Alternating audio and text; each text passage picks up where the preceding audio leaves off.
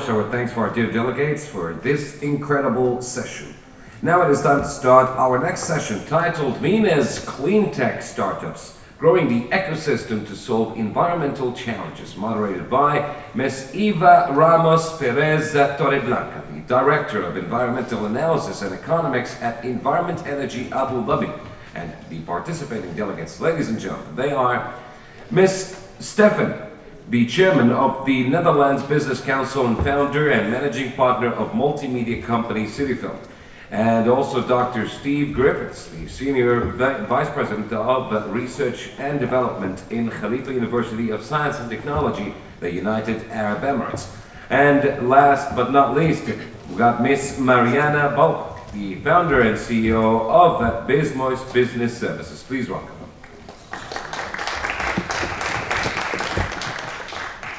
Hello everybody, thank you for being here today.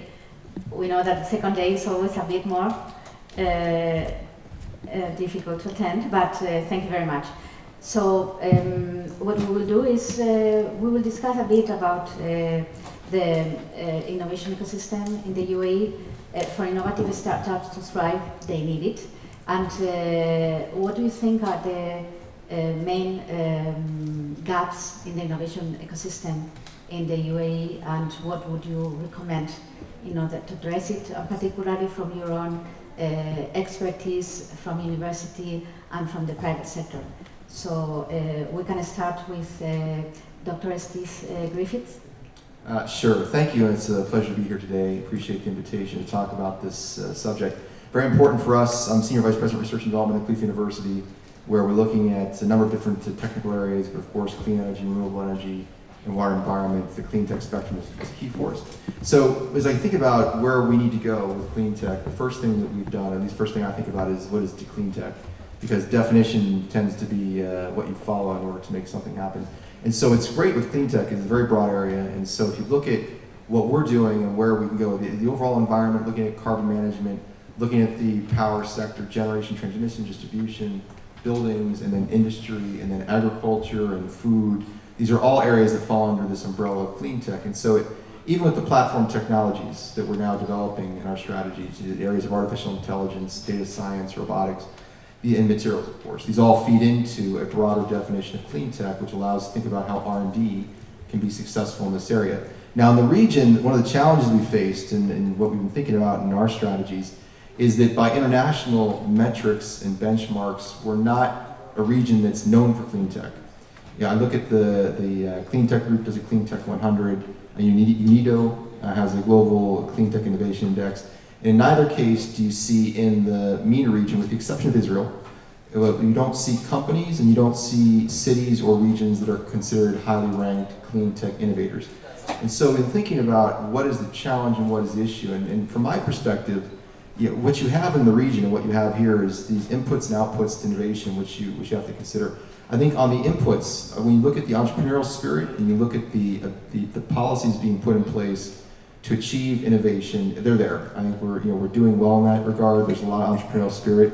On the clean tech specific part, where you think about how strong is the R&D that's happening here, what types of very, very early stage funding support do you have for startup companies, what types of policies are there to push startup companies out of universities, that's weak. And I think that's an area we need to focus on. The outputs, when you try to measure things, then again, you see what are the established companies, where the jobs have been created in clean tech, or policies to help establish those jobs, the large scale funding and financing available to support companies that are startups, have become successful startups, and then those emerging companies which need that sort of early stage investment. All those areas, again, they're not that strong. So as a university, when we think about Khalifa University and how we're trying to push the R&D and innovation agenda, and considering what are the things that need to be done in order to make us successful. Right now, at Khalifa on the R&D side, I think that's one of those inputs to the whole process. We've done fairly well. We have something called the Mazda Institute. It used to be a university, now it's a research institute in my office. We have, across the university, 20 centers, but nearly half of them are in clean energy, as how I've defined it. And so we have now a portfolio of near 400 patents that have either been filed or granted, and at least a quarter of them, or a third, are clean energy. But they're not going to startups. And I think the challenge is talking to the people that want to see that technology go further is there's not really clusters being created around clean tech here. Yeah, I look in Dubai, for instance, successful innovation happening there. A lot of e-commerce is happening, a lot of sort of business to consumer types of things. Kareem was a great success. It's a clean tech, it's a ride-hailing business. Now there's this e-car, which is car sharing, and they got a lot of good investment. But again, it's not quite what we do in the deep tech, where we're doing science to technology to new startups. It's in a mode that's more of that, consumer orientation, leveraging, certainly sophisticated technology, but more on the ICT side. So I think the government could do a good job, or the region could do a better job of establishing clean tech clusters, making the attraction of markets for those that want to do this clear. It's a small UAE market. If you want to be regionally specific in your technology, how do you penetrate Saudi Arabia? How do you penetrate Egypt? What are those opportunities? And then, getting these guys that are now producing this IP to see this will allow us to start to take our technologies out toward, I believe, startup companies. So that's my perspective on things, and happy to talk about this further as the session goes on. Thank you very much. And what about the business from the private sector? Which are the main issues that you see, and if you have any solution, we would like also to know. Well, we strongly believe that you have to look at the private sector together with the government and the educational institutes to work together to create awareness, to create education and information about the clean tech sector. I think that there are fantastic initiatives here in the region. There are a lot of acceleration programs, there are a lot of innovation incubators, like for the businesses to basically come to the UAE and be in an acceleration program or an innovation incubator. However, we have to look at the universities here locally. Like, so I'm very happy that Steve is at this stage with us. So the university here locally should also start to have those innovation incubators ready, work together with the government authorities and with the legislative, so that we have like the right ecosystems here in the UAE. Like I'm running also the Netherlands Business Council. So if you look at Amsterdam, it's a sort of startup capital of the world, with a lot of clean tech companies being very successfully launched like within globally.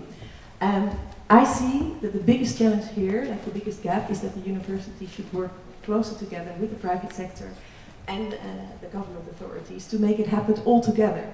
Like awareness, education, information, that is my view that we should work on all together. Thank you. And you also have experience from the private sector, particularly legal, I think, giving legal support to new companies. So what is your take on this? Thank you. Well, over 9 years I've been passionate about creating this bridge of communication between businesses and the UAE authorities and regulatory authorities, and helping the local lawmakers understand sometimes the differences or the details of new innovative platforms or businesses or activities, in order to help them to create or modify the existing regulation in order to accommodate these requirements. And what I would like to say is that there is a lot of work to do in this aspect. UAE is unbelievably changed in the last 10 years and being open to welcome new businesses or new innovative platforms, especially in the clean tech, but as well as envirotech and medical tech, as TIP is approved to that. But I feel it is a bigger need of continuity of these communications, because once the event is concluded, a new event will come in, new ideas will be brought on the table, but then the previous ideas and the previous winners and the previous innovators would need further support, would need mentoring, would need maybe legislative changes, will need pitching funds and investments, which is another aspect that I feel from the private sector is underused. There's so many private investors that are not involved in these processes, they don't understand them, they don't know about them, but they have excess of funds that they don't know where to put them in. I myself have invited out of 5,000 of our database of clients, about 100 yesterday to this event, and a lot of them told me, thank you, I didn't even know that this is happening, right? So I think, as Stefanie mentioned, private sector needs to be more involved, but they do not know how, so probably they need to be approached more, motivated more, and probably a third aspect that I think there's space to work on would be the education of consumers and of the market, not just in the UAE, but in the GCC overall and the MENA region. The exposure to the clean tech ideas and to the innovative and environmental beneficial products is very low, and the culture and education of consumers and users has lots to grow too. And I think government platforms need to take the longevity of months or years of continuity of these ideas and these exposures in order to educate the consumers. This way bringing help to the investors and innovators to bring that to the market. Thank you very much. Yes, in fact, this is one of the issues that we are discussing now with the innovators, how we can help them from next week, how we can sit with the Department of Economic Development, with Invertium, with other partners, to identify specifically how each of them can be supported. Very often they tell us it's not only about money, it's opening doors and knowing better our potential customers. So I think this will be the next phase. Also, we would like to know what we could do in a different way, how we can bring more investors, more students also to the next steps, because we think it's a great opportunity, and maybe our marketing has to be improved in order to engage more also the academia and students, etc. Mm-hmm. I think that you have a very valid point, that we indeed should market the TIP Summit and also look at the follow-up of it. Mm-hmm. So all the technologies that are out there, like I'm so super impressed what I saw today, like within the healthcare, within the clean tech, within the environment solutions. There are many great innovations here. Don't let them go home and not coming back. Like, we need to foster this ecosystem, making sure that we have digital platforms, not only conferences, but digital platforms for governments, for universities, and for the private sector. We are currently launching like a media platform that is completely focused on the Sustainable Development Goals and global innovations from all over the world, who can gather on a platform to connect like with the right government institutions and universities and the private sector. But this is so important, and we have to do it all together. We have to create a sustainable world together with all of the parties involved, and even everyone who is in this room today can make a difference. And that's what we all have to believe in, that we have to dream for a more sustainable world where all these clean tech innovations can really make a difference, and that we together can create like an ecosystem that will be very valuable for them to benefit from.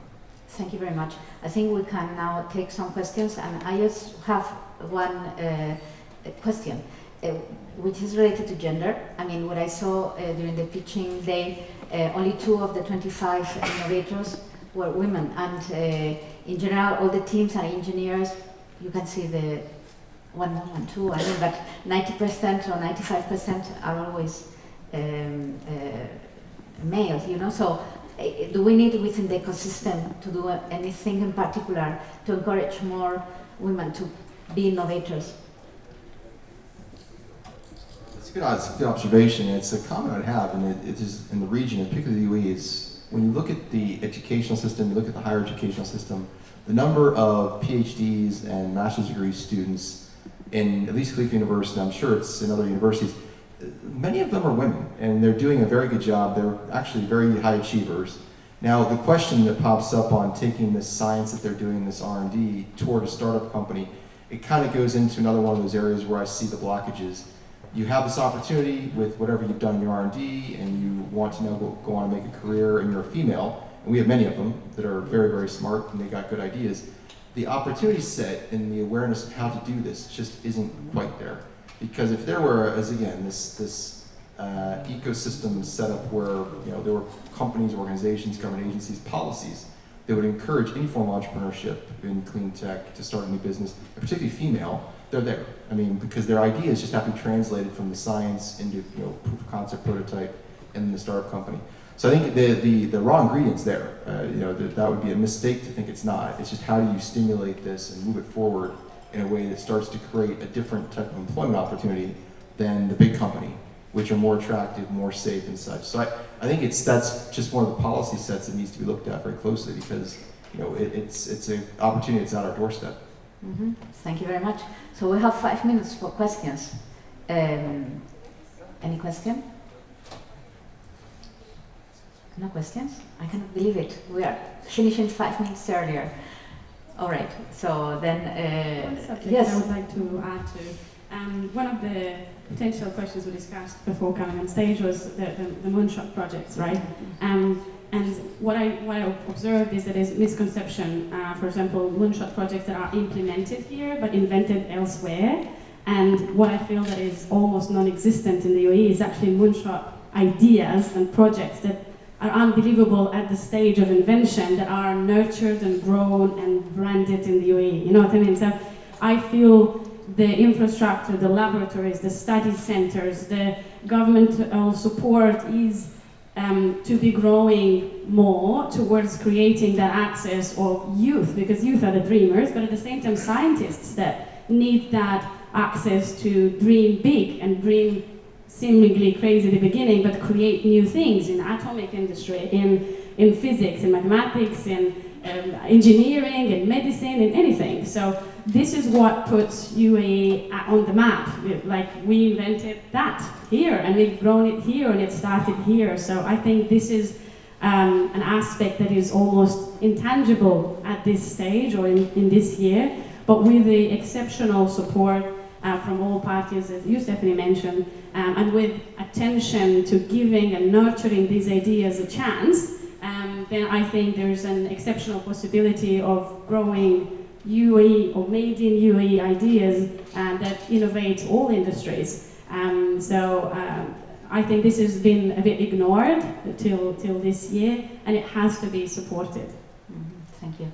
I 100% agree with you, and like the youth is so important, and therefore again the educational institutions have like a super big role to play in nurturing like the clean tech innovations, and we as a private sector, we are here also to pick it up and to work together. Like with the Netherlands Business Council, we recently started the Dutch Sustainability Group to deliver innovation and sustainability projects to the UAE, to also share our knowledge, because within the clean tech industry in the Netherlands, we learned a lot that we now want to bring here, but like it all starts with the youth, it all starts with the educational systems here. Like if I touch upon the women, I believe even like throughout Abu Dhabi, throughout Dubai, even in Sharjah, like there are many accelerating programs now for women in innovation. So there are even parks that foster like the female leadership and entrepreneurship. So if I go to the electricity and water authorities and I meet engineers here locally, they're all women. Yeah, like I cannot believe it, they're all women. So they're like what Steve is saying is correct. Everything is already here. We just need to work more closely together, create more awareness, education and information, and we will be there. Thank you very much. Well, I have to say, from the Environment Agency, for example, regarding youth, I think we are sending 5 young Emiratis to Oxford to study artificial intelligence. So there is really an interest and an effort to invest on youth in order to bring more innovative ideas, in this case utilizing artificial intelligence for the environment. I hope that we have more and more initiatives like this, so that we understand how we can use technology to protect the environment. And I want to thank you, and I want to thank you too for being here. And if you have any questions, anything, we will be outside. And thank you again for being here. And thank you very much for moderating it. Thank you.